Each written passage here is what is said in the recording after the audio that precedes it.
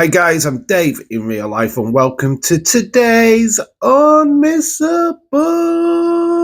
Yeah, Vengeance Day is just around the corner. This is NXT's latest PLE. We're going to do a deep dive on the matches. Actually, it looks like a pretty stacked show, to be honest, and I'm really excited for this. We did see the debut of Ricky Starks on Tuesday. That begs the question, are they saving something bigger for Vengeance Day?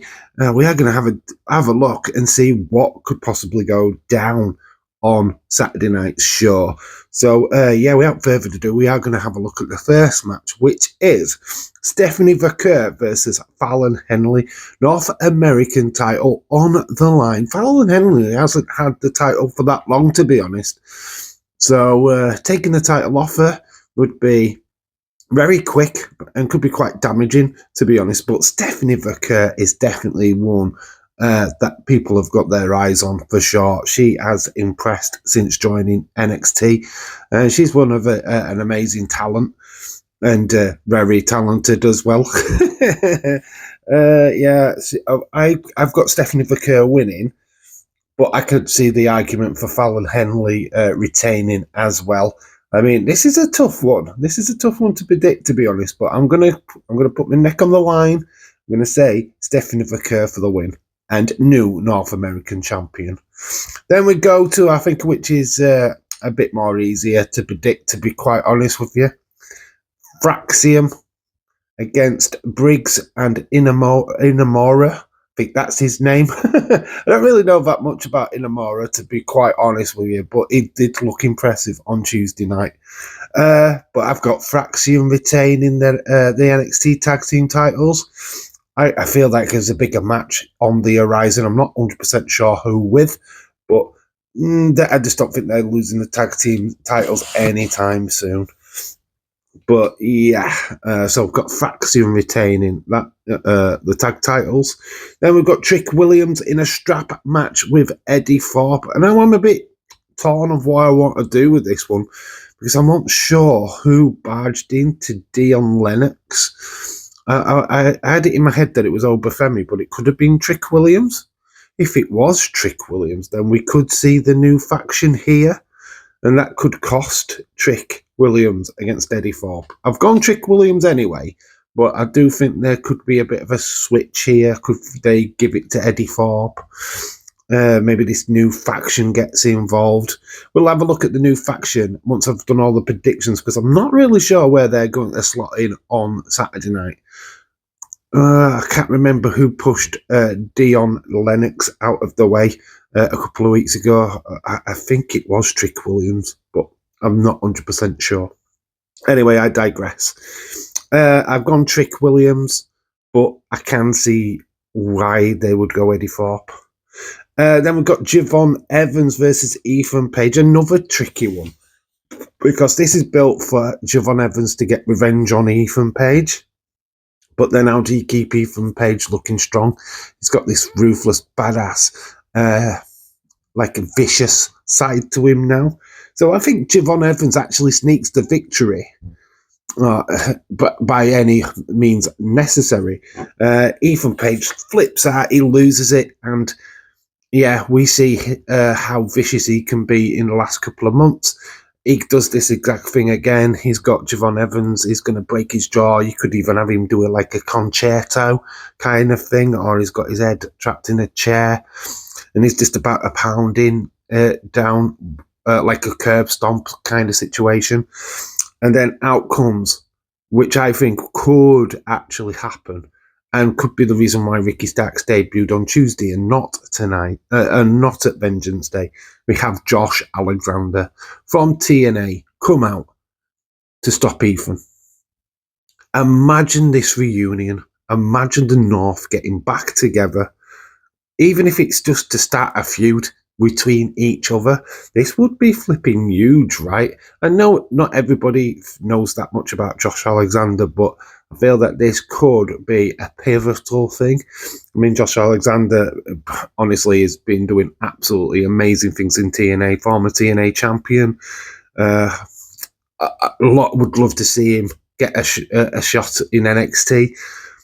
I know that there is good communications between the two promotions, so this is not out of the it's not out of the realm of impossibility. So yeah, I feel that this could happen. Jvon Evans obviously gets the win, so he gets a nice little tick. Ethan Page continues his brutality tour, and still looks pretty strong because he's beaten down Jvon after he's lost. And then we get Josh Alexander come down. I mean, this, I feel like could be a big moment, a really big moment of the show. And I'm totally down for that. But yeah, I've got Jvon Evans actually winning.